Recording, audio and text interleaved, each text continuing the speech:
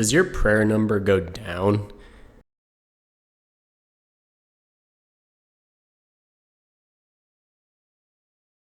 Then you doing that shit wrong, bitch. Keep number high and learn to lazy flick. In this video, we will go over the pros and cons of lazy flicking, the mechanics related to lazy flicking, and how to learn a creature's attack cycle for lazy flicking. The pros of lazy flicking are you don't lose any prayer points if done correctly. Lazy flicking isn't as click intensive as one-tick flicking, hence why it is called lazy flicking. You can perform actions between clicking prayers on and off without losing prayer points, unlike one-tick flicking. The cons of lazy flicking are you have to count or have a feel for the enemy's attack cycle. Using offensive prayers becomes tricky. I might cover this in a separate video. If you don't click on the right ticks, you're gonna have a bad time. To pray against an attack, your prayer must be on the same tick the attack is rolled. This means you must click your prayer the tick before the attack is rolled for your prayer to be on for the attack roll. The first tick a prayer is on doesn't drain your prayer. Prayer drain doesn't start until the second tick a prayer is on. This means if you turn your prayer off the tick after you click to turn it on, you won't lose any prayer points. The tick you click to turn your prayer off is the same tick that the attack is rolled. A general rule of thumb is that the enemy's attack is rolled the same tick that their attack animation starts. This means you click your prayer on the tick before the animation and off the tick the animation starts. There are many exceptions to this rule, which often requires a greater understanding of the enemy's attack cycle. Okay, let's look at some examples for each attack style. This spiritual warrior has a 5-tick attack cycle. Tick 5 is the tick before the attack animation and roll. This is the tick you click your prayer on.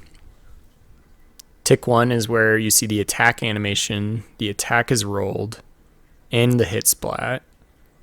And this is the tick where you click your prayer off. Tick 2, you hear an attack audio sound. Tick 3, there's nothing. And tick 4, there's nothing. Let's see it in real time. On, off, 2, 3, 4. On, off, 2, 3, 4. On, off, 2, 3, 4. This spiritual creature has a 5-tick attack cycle. Tick 5 is the tick before the attack animation and the attack roll. This is the tick that you click your prayer on. On tick 1, the animation starts and the attack is rolled. This is the tick that you click your prayer off.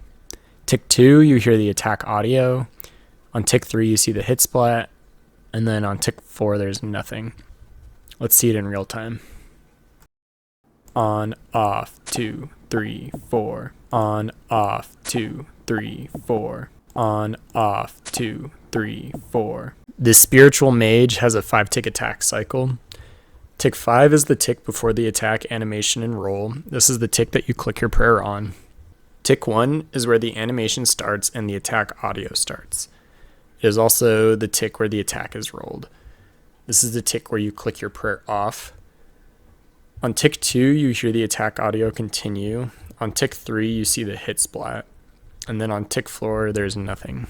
Let's see it in real time.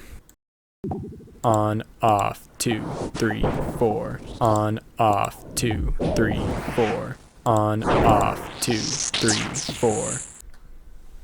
Though this is often done by feel, you can learn to lazy flick a monster by figuring out its attack speed and animation and audio cues.